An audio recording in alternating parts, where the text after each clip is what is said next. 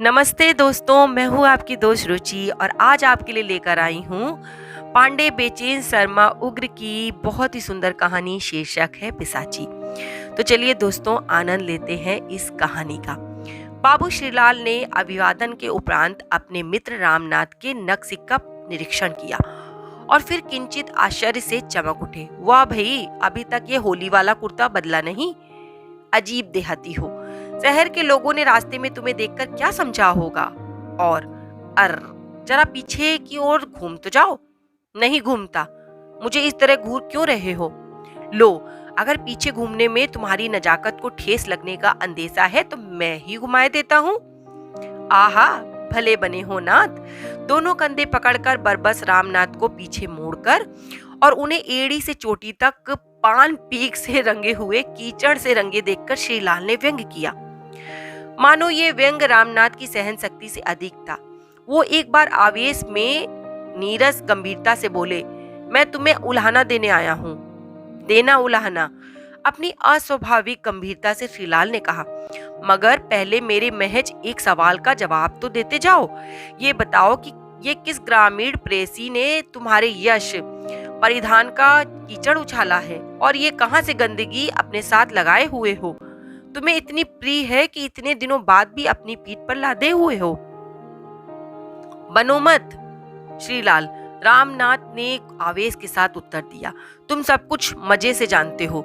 जो मोटर पर बैठकर मटर गश्ती करना जानता है वह उसके उछले हुए कीचड़ को नहीं पहचानता, तो ये घोर लज्जा का विषय है। अच्छा? जैसे जरा सावधान होकर पुनः रामनाथ के रंगीन कपड़े देखने लगे। ये मोटर की माया है तो बेशक, वैसी ही जरूर। मैंने पहचानने में जल्दी और देखने में भूल की। कितनी भी कोई प्रेसी या ग्रामीण हो, तुमसे भले आदमी पर कोई इस तरह का गंदा कीचड़ नहीं डाल सकता। ओ छी छी छी, अब तो घृणा लगती है। ना जाने किस बेवकूफ की मोटर थी और ना जाने कौन अंधा उसे ड्राइव कर रहा था। यदि मेरे कपड़े इस तरह खराब हुए होते तो खुदा की कसम मोटर वाले को मैं जूता खींचकर मार देता। किसकी गाड़ी थी? तुमने नंबर क्यों नहीं नोट कर लिया? श्रीलाल ने गुस्से में कहा, झूठ मत बोलो, तुमने सब कुछ देखा था और उस पर भी मोटर सवारी के मद में मुस्कुराते हुए सर से निकल गए। कल 8 बजे रात लालगंज की चौमोहानी के बाएं मोड़ पर, याद पड़ी? सोचो, वह तुम ही थे या तुम्हारा शैतान? एक और आदमी था तुम्हारे साथ, मोटर में जा रहा था। मुझे देखकर भी तुमने नहीं देखा था, शायद इसलिए कि तुम मोटर पर थे और उस हैटदारी गोरे की बगल में। दूसरे की मोटर पर तुम्हारे मिजाज का पारा जब इतने ऊंचे उठ गया तो यदि तुम अपनी गाड़ी ले लोगे तब क्या करोगे? मैं तो इसी चिंता में कल रात से हैरान हूँ। मुझे याद है किसी दिन तुमने कोई सेकंड हैंड कार खरीदने की इच्छा प्रकट की थी। बात मानो, अब ऐसी गलती मत करना, नहीं तो मोटर खरीदते ही तुम्हारा मिजाज ऐसे बिगड़ जाएगा कि बिना 2-4 खून किए तुम मानोगे नहीं। दिल लगी समझकर मुस्कुराओ मत, मैं सच बोलता हूँ। श्रीलाल अपनी निंदा सुन सकते थे, मोटर की नहीं, क्योंकि फिलहाल उनका प्रेम सब स्थानों से हटकर मोटर में आकर एकत्र हो गया था। वो मोटर को आधुनिक सभ्य समाज की विभूति विलास का अन्यतम साधन समझते थे। उन्होंने कहा, देखो जी, जब तुम मोटर की निंदा करने लगते हो तब मुझे ऐसा लगता है मानो तुम्हारी दुर्बलता तुम्हारे सिर चढ़कर बोल रही है। ये अनमिले का सन्यास मैंने बहुत देखा सुना है, नहीं तो इस जमाने में मोटर के खिलाफ कोई कुछ कह ही नहीं सकता। तुमने सुना है, पढ़ा है कि नहीं, राष्ट्रभाषा हिंदी के किसी पुरातन पंथी कवि ने मोटर का वर्णन करते हुए उसकी तुलना चंचला लक्ष्मी से की है। पूर्ण रूपक बांधा है। मुझे वो दोहा बहुत पसंद है, तुम्हें भी सुना देता हूँ। अति चपला अति चंचला सदा नेह आधार, चक्रपाणी अनुगामिनी रमा की मोटर कार। कैसा था? मालूम पड़ता है, रामनाथ ने कहा, इस दोहे का निर्माता लक्ष्मी का बड़ा भक्त है। अजी हजरत, महज रमा सी होकर कोई महिमामयी नहीं बन सकती। तुम्हारे दोहे के कवि से भी किसी पुराने ने कहा है और खूब कहा है, हला हलम नैव विषम विषम रमा। और रमा चाहे उतनी विश्वासी ना हो, पर ये मोटर तो सरपणी से अधिक जहरीली, घात देने वाली और मतवाले शराबी से भी अधिक उन्मादनी और धर्मार्थों में दूसरों पर कीचड़ उछालने वाली है। मोटर को इस 20वीं शताब्दी को लोगों को अनेक लाभ हुए हैं और हो भी रहे हैं। रेल रहे या उलट जाए, एक मोटर ही विश्व के कोने कोने तक लोगों को पहुंचा सकती है। कोई बीमार पड़े और 50 कोच दूर भी अगर डॉक्टर हो तो चुटकियों में प्राप्त हो सकता है। जीवन का सुख लेने के लिए अभूतपूर्व संगनी है ये। मेरा तो ख्याल है यार, हो गुलजार हो, मैं हो फिजा हो, मैं हूं और मेरी मोटर। तुम फिलहाल मुझे स्वराज की उतनी जरूरत नहीं। मैंने अनेक मोटर वालों को टटोल देखा है। जीवन व्यापार की दृष्टि से चाहे वो स्वराज स्वराज दिन में 10 बार पुकार ले, पर उनके भीतर भी स्वराज की वैसी कामना नहीं होगी जैसी मोटरबाजी की है। और ना जनता के दिल में बैठने की वैसी चाह है जैसे मोटर में बैठने की है। अस्तु महोदय, कीचड़ पड़ गया है तो कुर्ता उतार दीजिए, धोती के भी बाहर हो जाइए, मैं सब धुला देता हूँ। साथ ही दंड स्वरूप उसी मोटर पर चढ़कर घूमने के लिए आपको न्योता भी देता हूँ, जिसके चंचल चारों चरणों के कीचड़ से आपके वस्त्र गंदे हो गए हैं। अब वो मोटर मेरी है। मेरे साथ कल जिस गोरे को आपने देखा वो यहाँ के मशहूर इंजीनियर मिस्टर फॉरेस्टर थे। उन्हीं से मैंने कार खरीदी है। नया मॉडल है व्यूक। गाड़ी केवल 1 वर्ष उनके पास रही, बहुत कम चली है।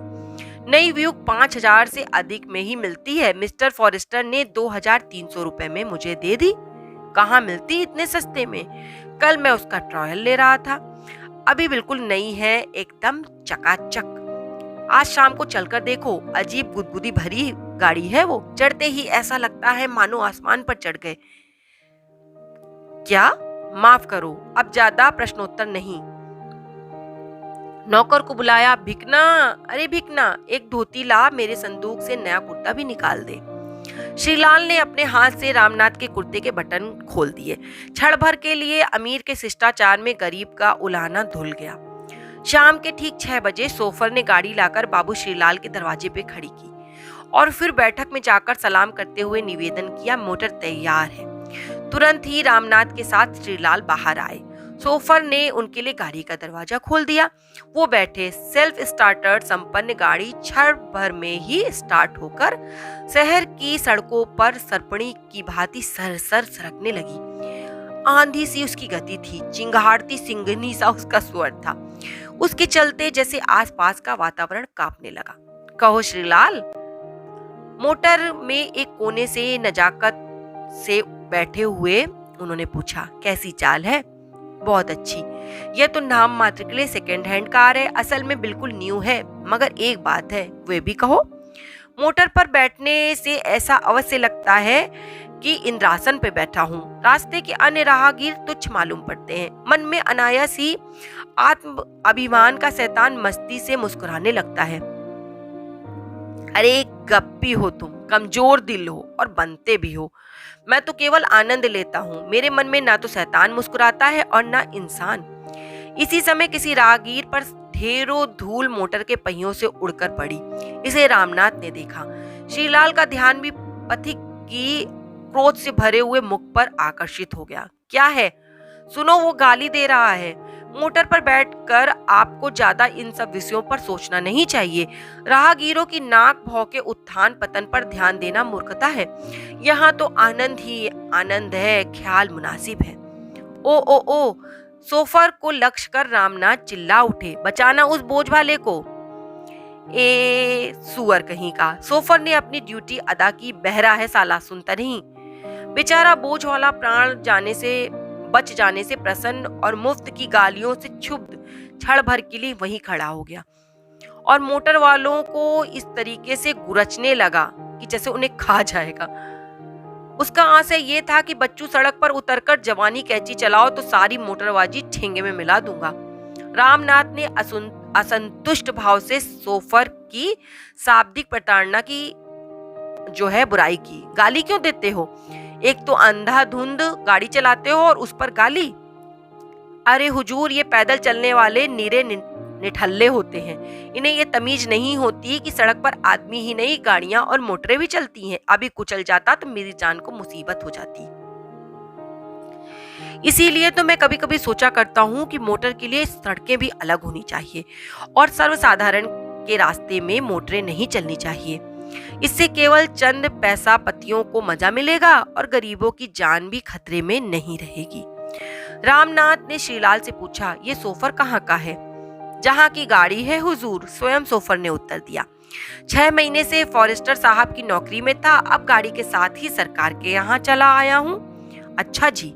रामनाथ ने सोफर से पूछा, तुम्हें कुछ मालूम है साल भर में इस गाड़ी ने फॉरेस्टर साहब के यहाँ कितने खून किए हैं? हाँ हाँ हाँ, श्रीलाल हंसने लगे। अरे यार, सब गाड़ियां खूनी नहीं होती, इससे एक भी एक्सीडेंट आज तक नहीं हुआ है। बात काटते हुए सोफर ने कहा, नहीं हुजूर।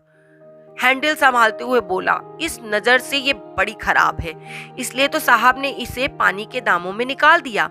एक ही वर्ष में इस गाड़ी ने 3 एक्सीडेंट किए। एक बार कुत्ता दबकर मर गया, उस वक्त इंजीनियर साहब खुद गाड़ी चला रहे थे।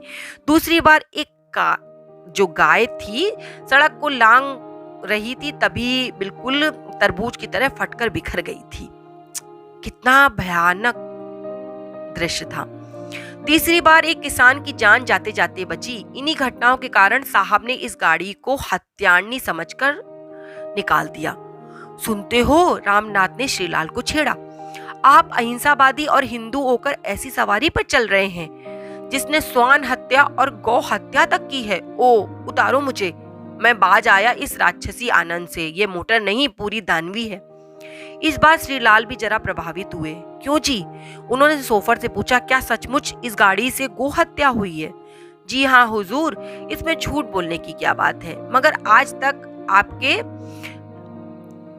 एक बाल से मेरे हाथों एक भी दुर्घटना नहीं घटी। जो भी कुछ हुआ वो उन्हीं साहब के हाथों से हुआ था। यह कोई आश्चर्य की बात नहीं, रामनाथ ने कहा। अभी तो इस गाड़ी की उम्र बहुत है और तुम्हारी भी। समय अनुसार यह हौसला भी पूरा हो जाएगा। मेरा तो यह अनुमान है कि प्रत्येक मोटर यमराज की दूतिका है, मृत्यु की बहन है। दुनिया की हर मोटर गाड़ी के पहिए बेकसूरों के खून से रंगे हैं, पिशाची हैं, दानवी हैं। झूठी बात, झूठी बात। श्रीलाल आवेश में आ गए। कहाँ का मैं तुम्हें घुमाने ला गया हूँ? ऐसा रोना तुमने शुरू किया कि सारा मजा मिट्टी हो गया। अजी हजरत, मोटर हत्या ही नहीं उपकार भी करती है। महात्मा गांधी और उनके लेफ्टिनेंटों ने मोटर की जो महिमा की है उसे आप नहीं जानते? पूछिए आप। मैं सब कुछ पूछ चुका हूँ। स्वयं महात्मा जी के माथे एक मोटर से एक हत्या नाच रही है। तुम तो शायद अखबार पढ़ते नहीं, भूल गए। उस पहाड़ी ठाकुर की मृत्यु जिसके सिरहाने अस्पताल में बैठकर महात्मा गांधी जी मोटर की निंदा कर चुके हैं। अब तो श्रीलाल निरुत्तर हो गए। धीरे धीरे जैसे रामनाथ की तर्क प्रणाली का उन पर प्रभाव पड़ने लगा।